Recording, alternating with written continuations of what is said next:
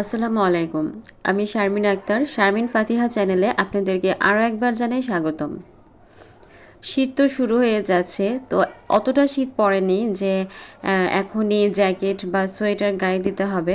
কিন্তু আমার ছেলে তো নাছোড়বান্দা, ও সকালবেলা উঠেই বলতেছে ওর জ্যাকেট লাগবে, ওর সব ফ্রেন্ড নাকি জ্যাকেট পরে যায়। তো আমি অত ভারী জ্যাকেট ওরকে দেইনি, আমি পাতলাটাই দিয়ে দিয়েছি। তো তারপরেও ও অনেক খুশি। আর এই তো ওদের মাদ্রাসায় এখন কিছুদিন পরপরই অনুষ্ঠান হবে, যেহেতু বছরের শেষ। তো আমরা আবার এই অনুষ্ঠানে থাকতে পারিনি, আমরা উত্তরা গিয়েছিলাম আম, একটা কাজে।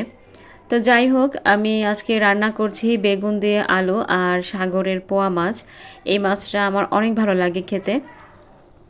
আমাদের বেশিরভাগই সাগরের মাছ খাওয়া হয়, আর রুই মাছটা মাঝে মাঝে খাই, তবে তেলাপিয়া আর পাঙ্গাসটা আমরা অ্যাভয়েড করি, যেহেতু ফাতিহার বাবা পাঙ্গাস তেলাপিয়া খায় না। তো ওই হিসেবে আমরাও মানে আস্তে আস্তে খাওয়া ভুলে যাচ্ছি, ও বাজার করে নিয়ে আসে না। আর বাসা ছেড়ে দিব চলে যাব, 1 মাস আছে, এরকম করতে করতে ওইভাবে মন মানসিকতা নাই বাজার করার বা বেশি বেশি মাছ কিনে আনার। মনে হচ্ছে যে আর কিছুদিন পরে চলে যাব, ওইখানে গিয়েই বাজার করব। তো মাঝে মাঝে টুকিটাকি এরকম বাজার করে নিয়ে আসতেছে, একবারে যে বাজারগুলো ওইভাবে করা হচ্ছে না। তো বেগুনের যে এই তরকারিটা, এটা আমি সবসময় পেঁয়াজ বেটে তারপরে দেই জিরা বাটা। তো আজকে আবার জিরা বাটা পেঁয়াজ বাটা দেইনি, কুচি করে দিয়ে দিয়েছি আর জিরা গুঁড়াটা দিয়েছি, তারপরেও অনেক ভালো লেগেছে খেতে।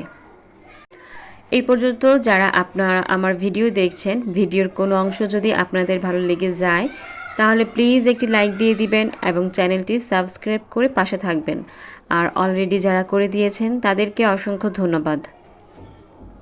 রায়ান ইদানিং অনেক দুষ্টুমি করছে, তো ওকে একটা কাজ দিয়ে বসাইছি, বলছে যে তুমি এই কাগজ দিয়ে প্লেন বানাও, এগুলো বানায় বানায় খেলো।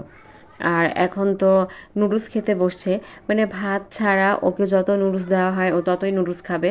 মনে হয় যে ভাত ওর শত্রু। তো যাই হোক, একটু লিখতে বললাম, মানে বারান্দায় বসছে, লিখবে তো দূরের কথা, নিচে ওর ফ্রেন্ডরা কী করতেছে ওইগুলো দেখতেছে। আর আমাকে বলতেছে যে আম্মু নুডলস রান্না করে দাও। তা আমি নুডলস রান্না করে দিয়েছি, এখন বসে বসে খাচ্ছে আর সাইড দিয়ে একটু একটু কথা বলতেছে ওর বন্ধুদের সাথে।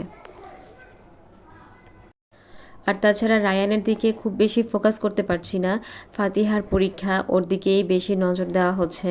যেহেতু দুজনের পরীক্ষা আলাদা আলাদা, রায়ানের মোটামুটি কমপ্লিট। রায়ানকে আবার খুব বেশি পড়ানো লাগে না, মাশাল্লাহ, ও মাদ্রাসা থেকে যতটুকু শিখে আসে ততটুকুতেই হয়। দেখা গেল বাসায় ও শুধুমাত্র এইচডব্লিউ করে, এছাড়া আর কোনো কিছুই করতে চায় না। আর এই যে মশার ওষুধ দেখছেন, আমাদের এলাকায় বিকেলবেলা প্রায় মশার ওষুধ দেওয়া হয়।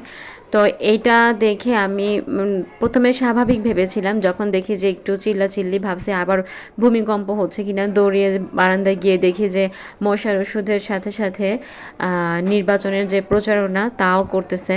তা আমি জানি না এটা কেমন প্রচারণা আর কোন দল।